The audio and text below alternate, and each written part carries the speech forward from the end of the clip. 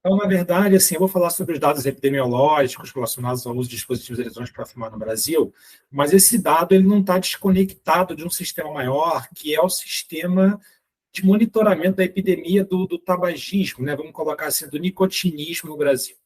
Então, a gente tem que entender como é que o uso de dispositivos eletrônicos para fumar se insere nesse contexto maior, né, do conjunto de ações voltadas para a prevenção da iniciação e estímulo à cessação, e como é que ele, então, vai se dialogar. Né? Tem que ter uma coerência entre todos os dados caminhando no sentido da gente poder entender o que está de fato acontecendo, que é justamente o que não acontece quando a gente se depara com os dados da indústria do tabaco, que estão totalmente desconectados da realidade, e muitas vezes o próprio dado da indústria do tabaco não dialoga entre si, né? Assim, um dado de um ano é completamente diferente do ano anterior e assim por diante. Então, a gente tem que entender, né, que o contexto em que a gente está olhando o uso de dispositivos eletrônicos para fumar no Brasil, ele tem que estar necessariamente dialogando com a principal medida, né, voltada para a redução da iniciação, o estímulo à cessação, que é a medida de preços e impostos. Né? Então, o Brasil tem uma avaliação aí da importância dessa medida, né? Por exemplo, no período de 1979 e 2015, né, mais da metade da redução da prevalência de fumantes que aconteceu, ela é explicada pelo aumento de preços, né, pelo efeito direto da medida de preços e impostos. E tem um impacto, obviamente, em saúde isso. Né, a gente tem uma estimativa de que com as medidas que foram implementadas até 2015, a gente está estimando que a gente vai evitar 7,5 milhões de mortes associadas aos produtos derivados de tabaco entre 1979 e 2050. Né?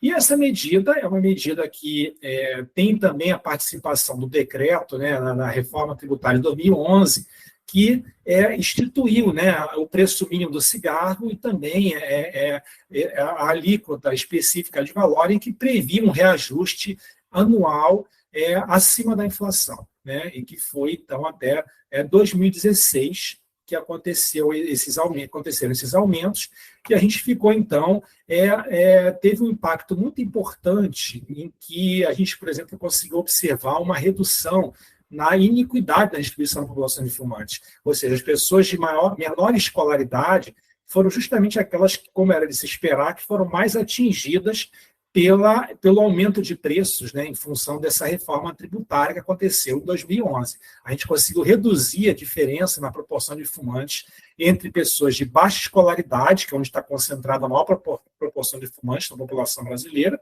e as pessoas de alta escolaridade. No entanto, o que a gente está observando, né? Nesse período após 2016, e que a gente consegue, então, pegar, né, a comparação entre a Pesquisa Nacional de Saúde conduzida em 2013 e 2019, a gente consegue visualizar um dado preocupante, que é o efeito muito imediato de problemas na iniciação, né, que a gente está pegando a população de jovens adultos. Então, a gente vê que essa falta de reajuste que aconteceu, né, a partir de 2016, ela levou, por exemplo, uma estagnação na proporção de fumantes entre 18 e 24 anos, uma queda que vinha acontecendo desde 1979, tanto entre homens quanto entre mulheres. Né? Também os dados da Pesquisa Nacional de Saúde Escolar reforçam essa ideia de que a gente teve problemas nesse período, né, entre 2015 e 2019. Claramente, a gente tem um problema aqui, né, de aumento, né, na experimentação, principalmente, a gente pode ver aí, entre as mulheres, e atingindo, de novo, assim, uma idade em que acontece principalmente a iniciação, que entre 15 e 17 anos. Né? A gente tem uma idade média de uso de regulados dos derivados de tabaco no Brasil por volta de 16 anos de idade.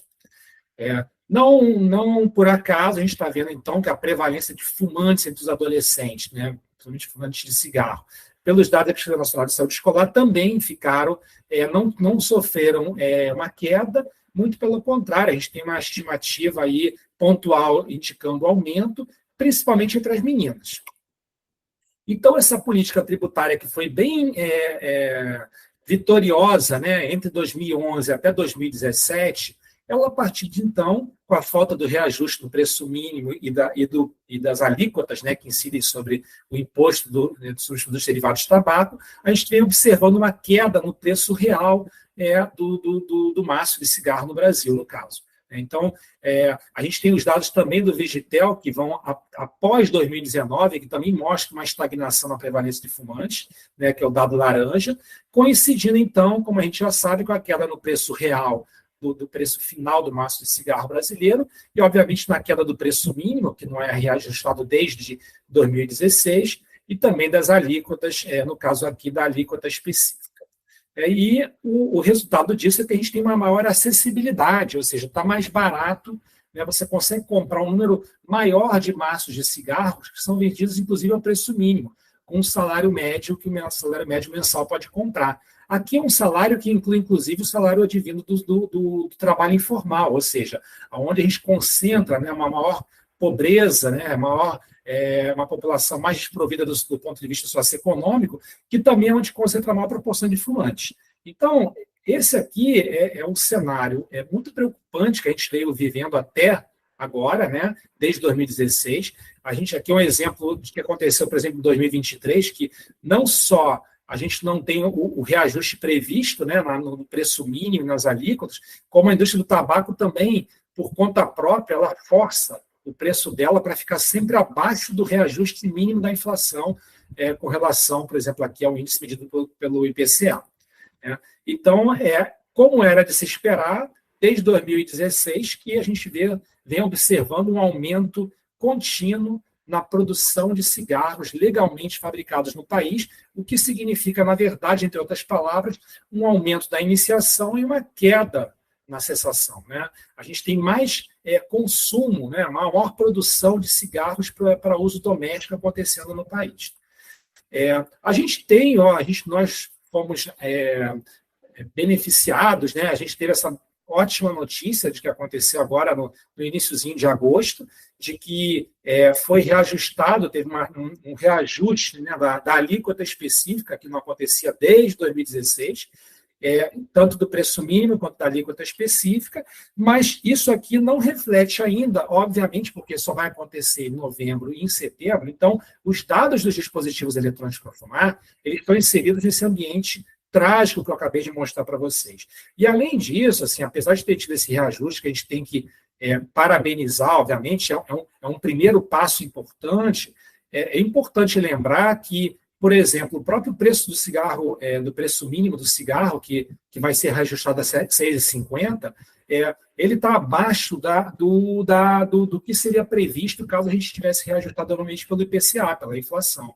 E está muito abaixo, inclusive, se a gente tivesse considerado, inclusive, o crescimento da renda, né, da população, porque os reajustes que estavam acontecendo até 2016, eles levam em consideração não só a inflação, mas também o crescimento da renda da população, que é muito importante. São duas variáveis que tem que levar em consideração para diminuir a acessibilidade. E a gente também, obviamente, tem a presença do cigarro ilegal, com os dados que a indústria do tabaco erroneamente insiste em superestimar, quando a gente vê que com um produto legal tão barato e cada vez mais barato, não faz sentido continuar aumentando o consumo do cigarro ilegal. Isso era o que já mostravam os dados oficiais e, obviamente, a indústria do tabaco ela não mostrava isso porque ela queria continuar forçando a queda ou o não reajuste do preço final do cigarro brasileiro. Então, a gente tem um cigarro muito barato, assim, em 2019, por exemplo, ele estava, você juntar o cigarro legal e ilegal que está circulando no Brasil, ele estava circulando a aproximadamente R$ 6, era o preço médio que um brasileiro poderia encontrar, né, para comprar um cigarro no Brasil, menos de R$ 6. Né? E os dados do Vigitel, por exemplo, também apontam a mesma coisa. Assim, a gente teve uma estagnação, vamos colocar assim, no aumento do preço do cigarro legal, e o preço do cigarro ilegal, então, ele se aproximou um pouco mais do preço do cigarro legal, mostrando uma fraqueza, obviamente, da política de preços e impostos que estava acontecendo no país. Então, os dados todo esse preâmbulo é para mostrar o cenário da epidemia do tabagismo no Brasil, em que a gente tem que analisar o uso de dispositivos eletrônicos para fumar. E a gente, então, todas as pesquisas que a gente tem mais recentes, elas dizem respeito exatamente a esse momento de enfraquecimento, né, da política tributária, né, voltada para o cigarro convencional. Então, nós temos essas pesquisas aqui que eu assinalei, são as pesquisas que compõem o sistema de monitoramento da epidemia do tabagismo no Brasil e que também fornecem dados sobre o uso de dispositivos eletrônicos para fumar no Brasil. A gente tem a TENS, tem o TNS, temos 4 edições do Vigitel e temos 2 edições do Covitel.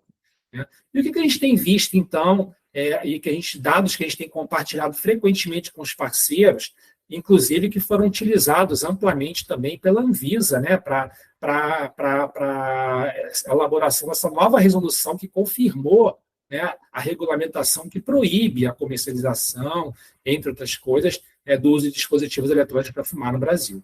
Então, os dados de usuários atuais com menos de 25 anos de idade, que é onde está concentrada a maior parte da população, né, de usuários de dispositivos eletrônicos para fumar no Brasil, e também em vários países, né, que tem essa variação, esse monitoramento, mostra exatamente uma informação diferente do que é veiculada pela imprensa e pela indústria do tabaco, em última análise, e que a gente tem observado uma queda, né, constante, sistemática, na estimativa pontual da proporção de usuários que estão usando atualmente os dispositivos eletrônicos para fumar com menos de 25 anos de idade. Tanto os dados do Vigitel, 4 edições, né, quanto os dados do Covitel em 2 edições, dados bem recentes, vão de encontro, ou seja, são contrários ao que a indústria do tabaco vinha afirmando. Né? E os dados nacionais, que vêm da Pesquisa Nacional de Saúde Escolar e da Pesquisa Nacional de Saúde, são menores. Né? Um dado pontual de 2019, a gente vê que é muito menor. Um dado nacional consegue ser ainda menor do que o dado do Vigitel, por exemplo, que é um dado dos residentes das capitais, uma população de maior poder socioeconômico. Para quem estiver querendo citar, o Vigitel, por exemplo, já tem até uma publicação que mostra, né, claramente essa queda que está acontecendo no uso de dispositivos eletrônicos para fumar na população de 18 a 24 anos, e também tem o dado da população total que não é diferente, né, assim, em termos do que a gente vem observando como tendência de uso atual. É sempre bom a gente comparar com o que está acontecendo em outros países, porque a indústria do tabaco ela gosta de fazer isso, né, então a gente tem que usar as mesmas armas.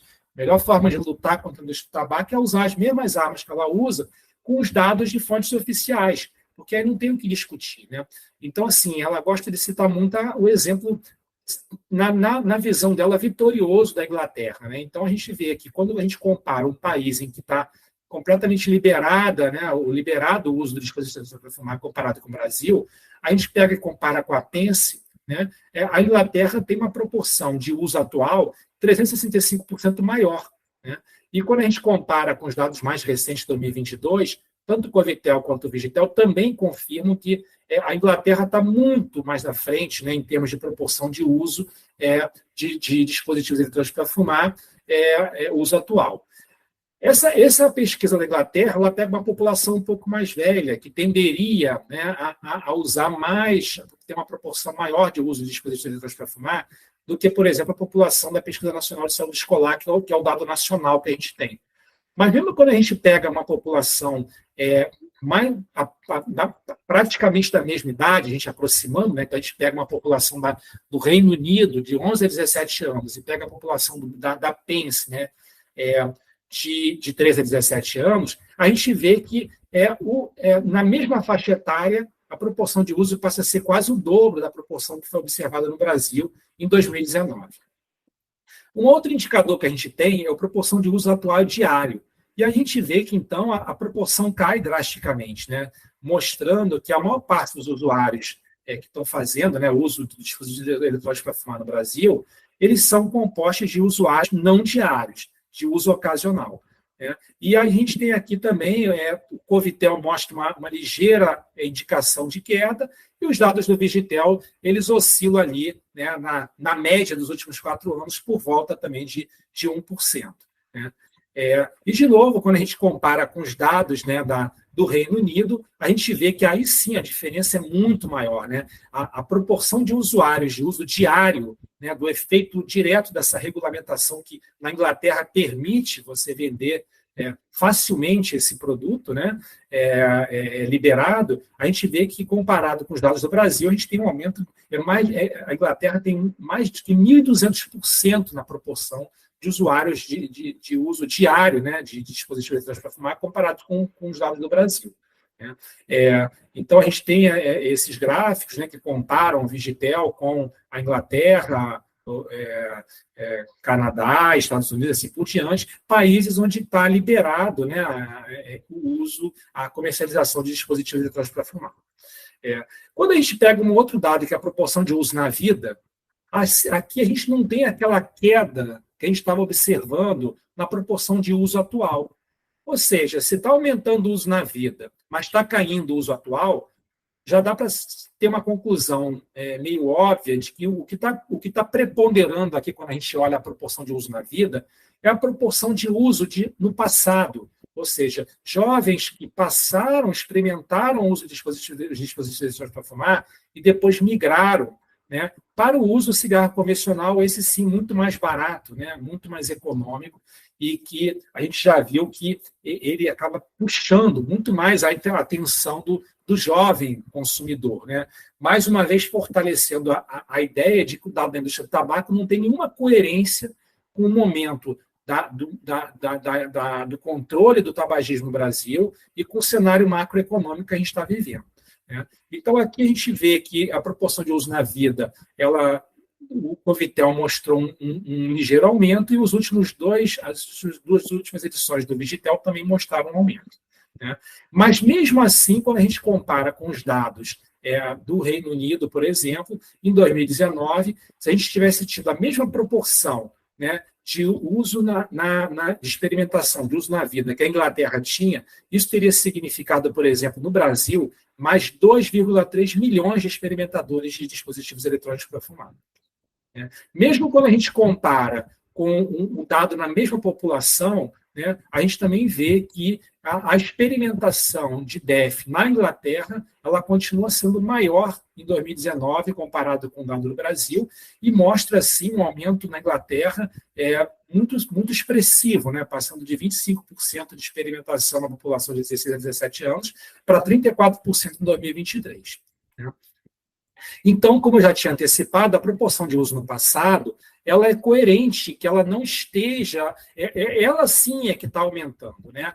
Quando a gente pega a proporção de uso na vida, ela mascara a informação que a gente consegue obter quando a gente destrincha, né, e separa o uso na vida como uma soma do uso no passado mais o uso atual. E aí a gente vê que, então, o uso no passado ele aumentou, principalmente o dado do Covitel, né, mostrando que o jovem teve esse contato com o dispositivo eletrônico para fumar, mas que depois, como o próprio dado do Covitel e dado do Vigitel mostram, ele migra facilmente, automaticamente, para o uso do cigarro convencional. Né?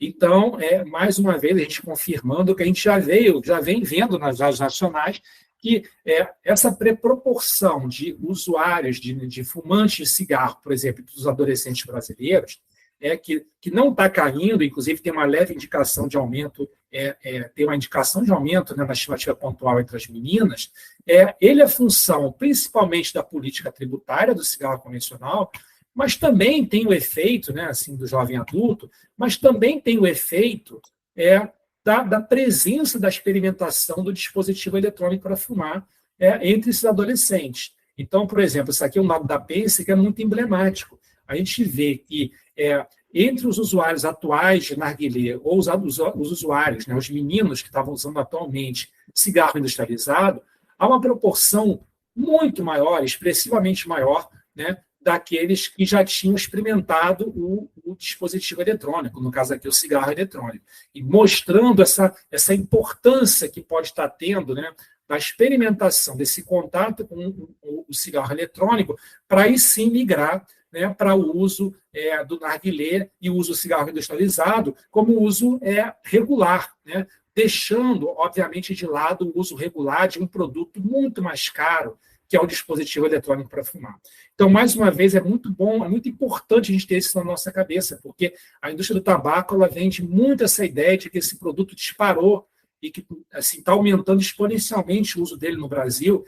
Essa informação é falsa, é equivocada. A gente tem que se basear em uma das coisas mais fortes que a gente tem no Brasil, que é o Sistema de Monitoramento da Epidemia do Tabagismo. É um sistema reconhecido internacionalmente, que já ganhou, inclusive, prêmios. São fontes de dados oficiais de pesquisas, com uma robustez, né, e uma confiabilidade da qual a gente pode se orgulhar, né? É mais um motivo de orgulho quando a gente pensa na política de controle do tabaco no Brasil. Obviamente, então, tem essa relação importante, né? Já tem vários estudos que mostram que o uso dos dispositivos eletrônicos para fumar, do cigarro eletrônico, numa população que a gente chama de naive, né? Não fumantes, jovens que nunca tinham utilizado um produto derivado do tabaco, aumenta muito, mas exponencialmente, né, o risco de experimentação e o uso regular de cigarro convencional, né? Então, tem várias revisões que mostram que esse risco pode quadruplicar, chegar às vezes quase a quintuplicar, né? Então, assim, as características, né, da população brasileira, né? O último dado nacional que a gente tem, que reflete, digamos assim, as características dos usuários de dispositivos eletrônicos para fumar, eles nos mostram algo que é muito chocante, né? E como é que mostra o perigo, né, de você ter esse produto numa situação em que ele não está seguindo a regulamentação prevista pela Anvisa, que é a proibição da comercialização, em última análise, né? Então, a gente percebe que, em 2019, a gente tinha cerca de 1 milhão de usuários, né, que estavam usando regularmente, né, naquele momento, os dispositivos eletrônicos para fumar, sendo que 90% aproximadamente deles eram compostos de não fumantes, né? Não eram pessoas que estavam usando concomitantemente o cigarro industrializado. E 70% desses usuários, naquele momento que estavam usando atualmente, eram compostos, como era de se esperar, por jovens de 15 a 24 anos de idade. Ou seja, reforçando a ideia de que o marketing na indústria do tabaco é agressivo, né? Mesmo de uma forma completamente ilegal, ele é agressivo para atingir justamente essa população de jovens, adolescentes, que, assim, o maior interesse da indústria do tabaco é promover a iniciação à nicotina, a dependência da nicotina. A partir desse momento, a indústria do tabaco vai lucrar também com a migração para o uso do cigarro convencional, né, muito mais barato, e que vai, então, atingir a população de baixa escolaridade, a população jovem, que não tem, obviamente, tantos recursos econômicos. Então, assim, só para mostrar que os dados do Vigitel, eles seguem mais ou menos a mesma lógica. A grande parcela, né, da população de 18 a 24 anos de idade que está usando os dispositivos eletrônicos para fumar, ela é composta de jovens que nunca haviam fumado, né? É a grande maioria, nas 4 edições do Vigitel, né? E também reforçando que a maior proporção de usuários, obviamente, está na faixa de 18 a 24 anos e não na população adulta, como é o marketing enganoso da indústria do tabaco, que fala que esse produto deveria ser usado para cessação, né? Uma outra característica que é muito importante, que a gente consegue monitorar, é mostrar que a população que está usando, né, os dispositivos eletrônicos para fumar não é uma população de jovens que teria já começado de qualquer maneira, de qualquer forma, a usar o cigarro convencional. Então, ela está se beneficiando, teoricamente, de poder começar a usar um produto que seria, na visão da indústria do tabaco, menos nocivo. Então, a gente vê, por exemplo, que entre os usuários de dispositivo eletrônico, a proporção de usuários atuais de dispositivos eletrônicos para fumar é cerca de 550% maior entre os indivíduos de alta escolaridade quando comparado com os indivíduos de baixa escolaridade. É uma diferença absurda na proporção concentrada nos indivíduos de alta escolaridade.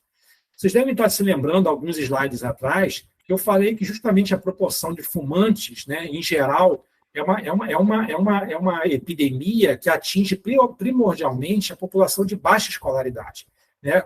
Os fumantes de cigarro convencional estão concentrados numa população de baixa escolaridade e baixa renda.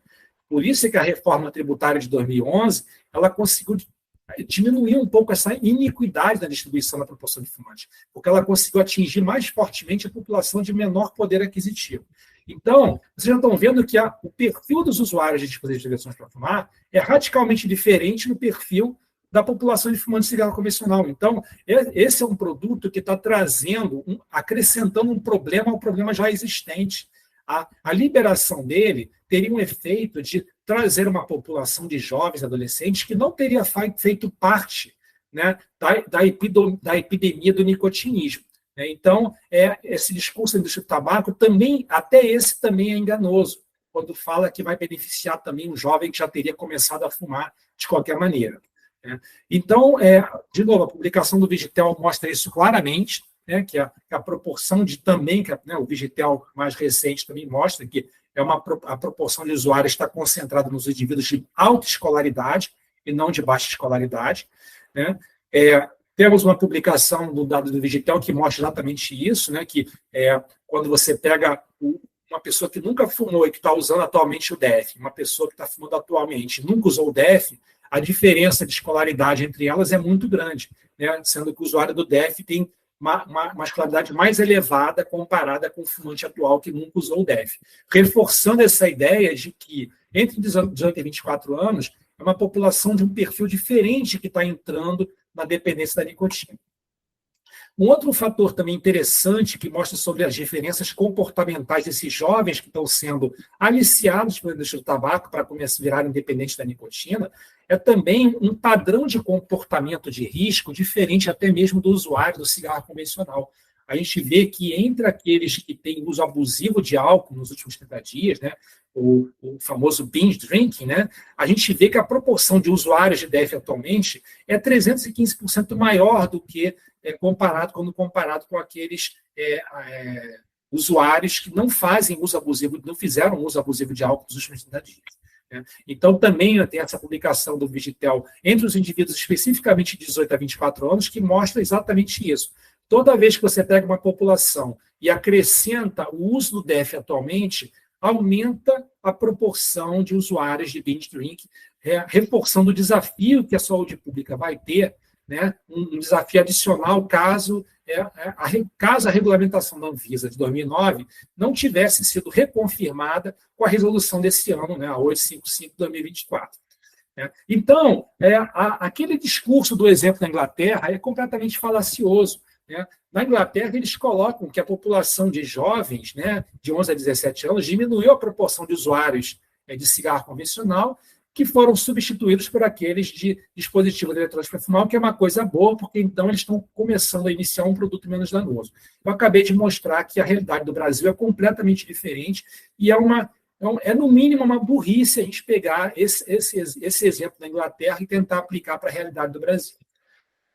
Os dados do Covitel, por exemplo, de 2023, mostraram, como era de se esperar, que o motivo para os jovens, né, começarem, os usuários, né, principalmente de cigarro eletrônico, começarem a usar esse produto, não estão relacionados com os motivos alegados pela indústria do tabaco, que seria para não voltar a fumar o cigarro industrializado, porque são menos danosos. Muito pelo contrário, os motivos principais são a curiosidade, porque está na moda, pelos sabores. Né? Então, não é uma surpresa que são produtos carregados de aromas e sabores, né? E que agridem mais uma tentativa, né, muito importante da Política Nacional de Controle do Tabaco, que é finalmente ver se consegue implementar uma resolução da Anvisa de 2012 que proibia, né, o uso de aromas e aditivos de produtos derivados do tabaco e que sofreu uma interferência brutal da indústria do tabaco, com uma série de ações, inclusive uma que chegou no Supremo Tribunal Federal e que fazem com que já tenham se passado 12 anos e que a gente ainda tenha a presença de produtos com aromas e sabores no mercado brasileiro. Um artigo que saiu recentemente publicado mostra um pouco o estrago, né, dessa interferência do tabaco, que, na verdade, a presença dos dispositivos eletrônicos para fumar, que são carregados de aromas e sabores, eles acabam representando uma agressão, né, e mais um desafio que a gente tem que enfrentar para poder implementar essa resolução da Anvisa. Então, por exemplo, esse é o efeito da interferência direta, né? Você, de 2014 a 2020, por exemplo, a gente teve um aumento de 334% no número de novos registros de produtos derivados de tabaco com aromas e sabores. Quase 700% no aumento de registros de fumos para narguilé. Ou seja, não é por acaso que a proporção entre os jovens e adolescentes de uso atual de narguilé acaba sendo, inclusive, maior do que de cigarro convencional. e que nesse período, depois que aumentou, a partir do momento que você praticamente quintuplicou o número de registros de produtos derivados de tabaco, de fumos de narguilé com aromas e sabores, quadruplicou a proporção de usuários de narguilé medidos pela Pesquisa Nacional de Saúde. Então, é uma relação direta. Se você tem produtos com aromas e sabores no mercado, você vai estimular a iniciação e os dados estão mostrando exatamente isso. E o efeito da presença de cigarros eletrônicos, ele acaba levando, como a gente já viu, também a você, então, migrar facilmente para um cigarro com aroma e sabor, ou para um narguilé, que é um produto basicamente também carregado de aromas e sabores. Então, eu acabei de mostrar para vocês os dados nacionais, e eu vou rapidamente falar dos dados da indústria do tabaco. Ela tem uma pesquisa que ela já vem conduzindo há muito tempo, que é a pesquisa chamada Ibope Inteligência, do IPEC, e ela mostra com essa pesquisa, consistentemente, que a proporção de usuários de dispositivos eletrônicos para fumar vem aumentando no país. Ela não para de aumentar. Então, agora, com o que eu já mostrei, vocês estão vendo que não se sustenta isso nem do ponto de vista da racionalidade econômica do que está acontecendo no Brasil. Então, o dado nacional que a gente tem de 2019 era que a gente tinha 1 milhão de usuários, como eu falei para vocês, usando atualmente, e a pesquisa do IPEC, da indústria do tabaco, ela fala que nós temos quase 3 milhões e que teve um aumento de 500% entre 2018 e 2023. É uma pesquisa sobre a qual a gente não tem nenhuma informação em termos de metodologia e tudo. O que a gente consegue saber é que é uma pesquisa que recruta os fumantes por cotas, ou seja, por gênero, faixa etária, classe e ocupação. Então, o recrutamento por cota fica à mercê exatamente do critério de quem está selecionando aquele fumante, e ela usa uma série de estratégias, como recolher a embalagem de cigarro e assim por diante, e incentivando, então, a determinado tipo, perfil de fumante a participar da pesquisa que ela faz. E essa mesma pesquisa que ela usa com os dados dos dispositivos eletrônicos para fumar, ela é a mesma pesquisa, por exemplo, que apresenta essa informação completamente esdrúxula, enganosa, mentirosa com relação, por exemplo, à estimativa do mercado ilegal de cigarros no Brasil e que não se sustenta minimamente do ponto de vista da racionalidade macroeconômica, como eu falei, já mostrei para vocês. É uma pesquisa também que, na sua própria divulgação, é enganosa. Por exemplo, ela coloca um percentual elevado de experimentação de cigarro eletrônico entre os fumantes de cigarro industrializado, então não é na população geral. A partir de uma pesquisa que, até onde eu consegui entender, não tem nem a pergunta específica sobre cigarro eletrônico, mas coloca um rol de produtos, ou pelo menos em 2019, ela não trabalhava nem com a opção específica do cigarro eletrônico.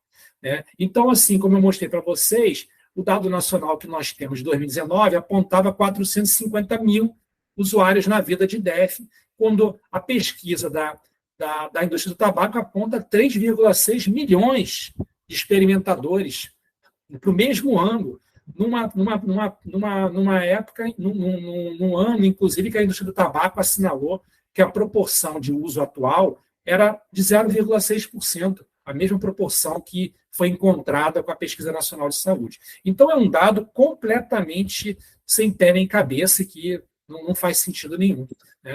Um outro dado também que a indústria do tabaco fica batendo em cima é sobre aquela relação entre que a pessoa que tem contato com o dispositivo eletrônico para fumar, ela aumenta, o jovem que nunca experimentou nenhum produto derivado do tabaco, aumenta o risco de virar um fumante.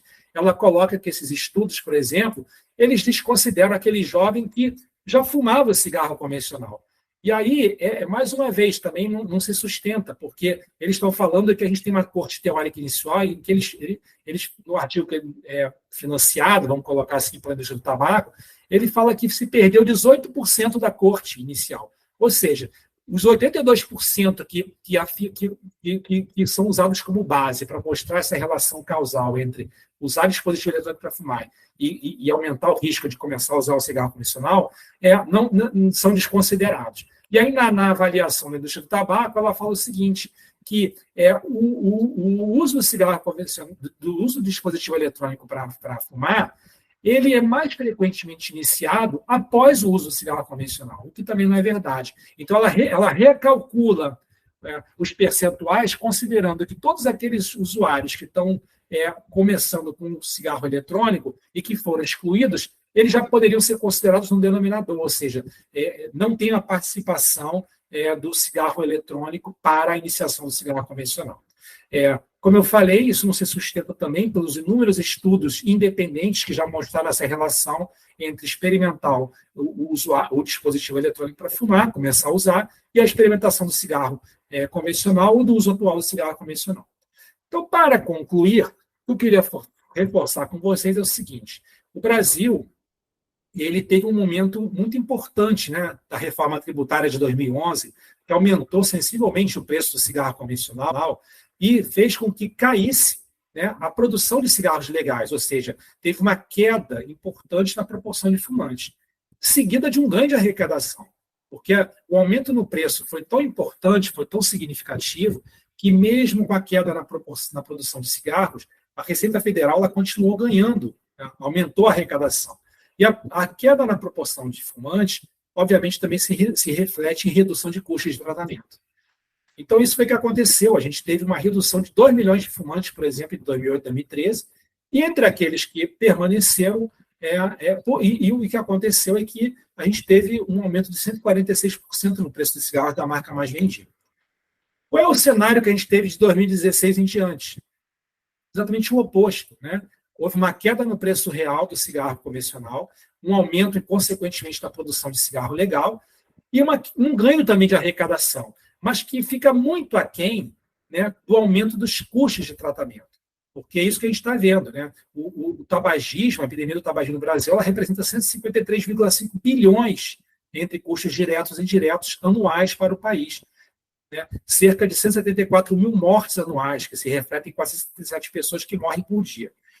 E aí a gente tem que pensar o seguinte: se a regulamentação da Anvisa, né, se a indústria do tabaco tivesse conseguido interferir, né, na regulamentação da Anvisa, na resolução da Anvisa, e tivesse conseguido liberar, né, a comercialização desse produto no território nacional, a gente teria acrescentado mais um problema à nossa realidade atual, porque alguns estudos de coorte, né, já estão mostrando que o efeito, né, na saúde do uso de dispositivos eletrônicos para fumar, ele até está se aproximando ao que se via nos primórdios da epidemia do tabagismo do cigarro convencional. Por exemplo, esse estudo aqui, um estudo de coorte grande que aconteceu nos Estados Unidos, mostrou quase como o dobro o risco de morte por todas as causas entre os usuários de dispositivos eletrônicos para fumar, comparado com aqueles que não estão usando, ajustado, inclusive, pelo uso de cigarro convencional. Um aumento de 20% de internação em unidades de emergência. Né? Também um outro estudo de coorte, né, entre uma população de jovens, né, americanos, mostrou que quando você compara com quem não está usando nada, tanto o cigarro convencional quanto o dispositivo eletrônico para fumar, eles aumentam o risco de problemas respiratórios. Né? E quando são usados de uma maneira dual, aumenta ainda mais. Então, nesse nosso gráficozinho aqui, a gente já vivendo um cenário já complicado, dramático, né, em que a gente está tendo um aumento na produção de cigarro convencional, o que vai se refletir necessariamente em aumento dos custos de tratamento, e a indústria do tabaco, o que ela quer fazer? Com um discurso falacioso, ela quer forçar a liberação da comercialização dos produtos derivados dos dispositivos eletrônicos para fumar, trazendo, inclusive, uma população de perfil diferente daquela que usaria o cigarro convencional. Então, é óbvio que a gente vai potencializar o problema atual.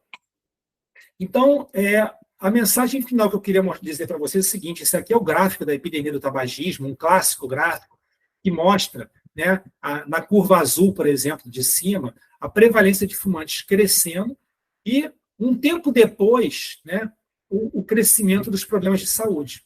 Né? E aí, quando começam a aparecer os problemas de saúde, começa, então, automaticamente a cair a proporção de fumantes, porque começam a aparecer os problemas das políticas públicas e essa consciência, né, coletiva, individual, que mostra que esse produto é um produto danoso para a saúde. Da mesma forma que as populações que vêm a seguir, né, como quando a gente compara homens com mulheres, ou quando a gente compara um país desenvolvido com um país subdesenvolvido, eles também se beneficiam dessa experiência do que aconteceu, porque eles veem o estrago que aconteceu entre quem iniciou. E o que a gente está vivendo com a dispositivo eletrônico para fumar? A gente está vendo o seguinte: países desenvolvidos, como Inglaterra e Estados Unidos, eles estão vivendo, né, um aumento exponencial, né, do uso da proporção de usuários desses produtos. Os problemas de saúde eles estão aumentando, também de uma maneira exponencial, talvez no intervalo até mais curto do que a gente precisou para observar do cigarro convencional. Mas o Brasil, que está no quadrante abaixo aí, ele está numa situação completamente diferente. Ele por acaso, né, assim, em 2009, com a resolução da Anvisa, que proibia a comercialização, esse produto ele não conseguiu, ele não está permitida a sua comercialização. Então, a gente está numa situação em que a gente conseguiu inverter essa dinâmica de começar primeiro num país desenvolvido, depois aparecer num país em desenvolvimento. Começar primeiro nos homens, depois aparecer nas mulheres. O Brasil está numa situação em que ele tem que se beneficiar, ele não pode mudar essa regulamentação para voltar a viver o problema que ele viveu com a curva da epidemia do tabagismo clássica, em que ele teve que aguardar, né, os problemas de saúde, o crescimento da proporção de usuários nos outros países para viver também o seu próprio drama.